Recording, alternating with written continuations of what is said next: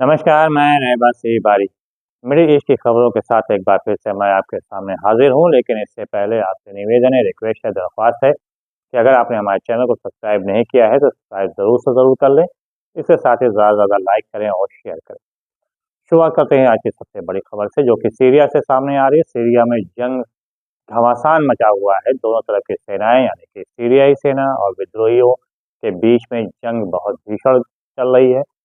कभी ये समाचार आता है कि विद्रोही दमिश्क की तरफ बढ़ रहे हैं तेजी के साथ, तो कभी ये खबर आती है कि सीरियाई सैनिकों ने विद्रोहियों को पीछे ढकेल दिया है। बहरहाल, जिस तरह से ये जंग चल रही, इससे सीधे तौर पर बात सामने आ रही कि पूरी दुनिया जो है दो हिस्सों में बढ़ चुकी है। एक तरफ जहाँ विद्रोहियों के साथ इसराइल, अमेरिका, टर्की खड़ा हुआ है, तो वहीं दूसरी तरफ सीरियाइयों के साथ, सैनिकों के साथ ईरान और रूस और चीन और उत्तर कोरिया खड़ा हुआ है।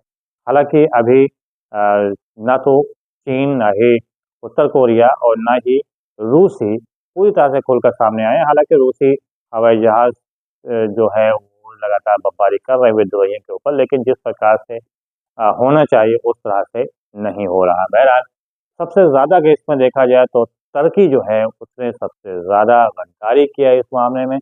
वहाँ के जो राष्ट्रपति हैं उनकी ज़बान कुछ और होती है, दिल में कुछ और होता है, दिमाग में कुछ और होता है। यूएन में वो कहते हैं कि हम फ़लस्तीन की आज़ादी चाहते हैं, और ये भी, लेकिन जब बाहर निकलते हैं तो वो इज़राइल और अमेरिका के साथ खड़े होते नज़र आते हैं।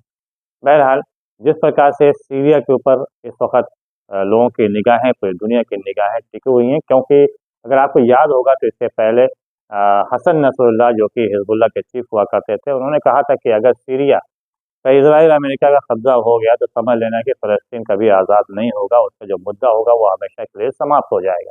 और हो भी यही रहा है कि जिस प्रकार से विद्रोही आगे बढ़ रहे हैं और उन्हें पूरी तरह से इज़राइल, अमेरिका और टर्की का समर्थन प्राप्त है, आधुनिक हथियार प्राप्त है, ड्रोन प्राप्त है, उसको देखते हुए अंदाज़ा लगाया जाता है कि कभी भी वो दमिश्क पे कब्ज़ा कर सकते हैं। हालाँकि जो बशर असद की जो सरकार है, सेना है, वो भी लगातार हमला कर रही है और मजबूती के साथ जंग लड़ रही है, लेकिन कई जगहों पर सरेंडर करते हुए भी नज़र आ रही है।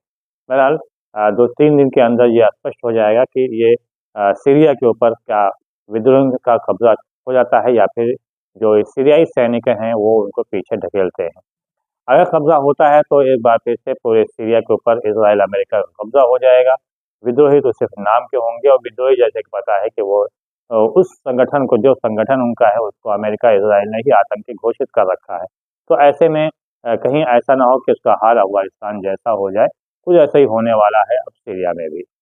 बात किया जाए अगर हिज़्बुल्लाह और लेबनान और इज़राइल की बात किया जाए, तो इज़राइल की तरफ से लगातार दक्षिण लेबनान के जो बॉर्डर है वहाँ पे हमला किया जा रहा है, बमबारी की जा रही है, और इक्का-दुक्का जवाब लेबनान की तरफ से भी उसका दिया जा रहा है। हालाँकि हिज़्बुल्लाह ने कहा है कि अगर इसी प्रकार से सीज़फायर का उल्लंघन होता रहा तो फिर वो भी नहीं चुप बैठेगा और फिर उसके बाद वो हमला करेगा। हालाँकि हूथी और इराक की तरफ से लगातार इज़राइल के ऊपर हमला जारी है। हूथी और इज़राइल और इराक की जो मिलिशिया है, उसने लगातार मिसाइल इज़राइल पर मारा, जो कि वहाँ पे जो तेल अबीब है वहाँ और हाइफ़ा, यहाँ के ऊपर जो शहर उनका है, वहाँ पे ये मिसाइलें गिरी हैं और ड्रोन गिरा है, और दावा किया जा रहा है कि इससे इज़राइल को काफ़ी तबाही मची है और काफ़ी नुकसान हुआ है। बहरहाल, देखना ये होगा कि ये जंग क्या वाक़ई तीसरे विश्व युद्ध की तरफ बढ़ रही है, या फिर इसके ऊपर विराम लग सकता है। लेकिन जिस तरह से जंग हो रही है, उससे तो ऐसे ही लगता है कि अब ये तीसरे विश्व युद्ध की तरफ तेज़ी के साथ आगे बढ़ा जा रहा है। और अगर तीसरा विश्व युद्ध होता है तो इसका सबसे प्रतिकूल प्रभाव जो पड़ेगा वो भारत पर पड़ने वाला है, क्योंकि यहाँ की इकोनॉमी वैसे ही डामाडोल हो रही है, उससे और प्रतिकूल प्रभाव पड़ेगा। और सामान जितने हैं सबके महँगा होगा, और जब महँगा होगा ज़ाहिर-सी बात है इसका सीधा प्रभाव आर्थिक रूप से कमज़ोर और मध्यम वर्ग के लोगों के ऊपर पड़ने जा रहा है। वैसे भी अगर भारत में देखा जाए तो इस वक़्त एक नया प्रचलन चालू हो चुका है, और वो है मस्जिद के नीचे मंदिर की तलाश करने का और मस्जिदों का सर्वे कराए जाने का। अभी अजमेर, बदायूं और संभल का मामला अभी थमा भी नहीं था कि अब जौनपुर की अटाला मस्जिद के ऊपर भी दावा किया गया है, और इसके लिए हाई कोर्ट में इसके लिए याचिका दायर की गई है और कहा गया है इसका सर्वे कराया जाए, क्योंकि ये पहले मंदिर था। बहरहाल, अब हाई कोर्ट के हाथ में है और हाई कोर्ट इसका सर्वे कराता है या क्या करता है, या निचली अदालत के फैसले को रोकता है, क्योंकि निचली अदालत ने कहा है कि इसके ऊपर सर्वे किया जाए। बहरहाल ये तो हाई कोर्ट पर निर्भर करता है, वहीं सबकी निगाहें सुप्रीम कोर्ट के ऊपर भी है कि सुप्रीम कोर्ट जो है वो वर्शिप 1991 को लेकर क्या वो करता है। हालांकि 12 तारीख को वहाँ पे 3 बजे सुनवाई होनी है।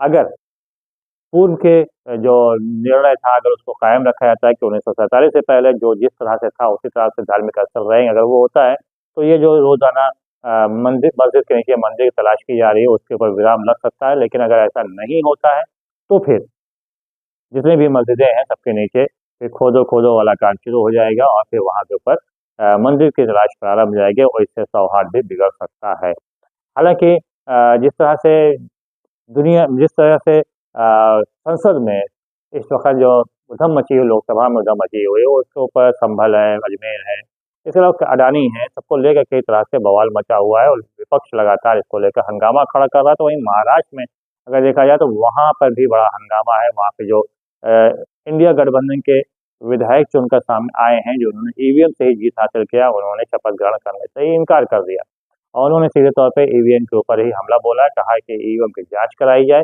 और उन्होंने खुद ही कहा कि हम जीत के जरूर आए हैं लेकिन हम सबसे पहले अपने ही ईवीएम की जांच कराना चाहते हैं। एक गांव में के लोगों ने ईवीएम के ऊपर के जो वहाँ से जो निर्णय आया, परिणाम आया था, उसको नकार दिया। उन्होंने कहा कि हम खुद से बैलेट पेपर बनवाएंगे और बैलेट पेपर से हम अपना चुनाव कराएंगे और देखते चाहते हैं कि आखिर बीजेपी को कैसे इतना वोट मिल गया।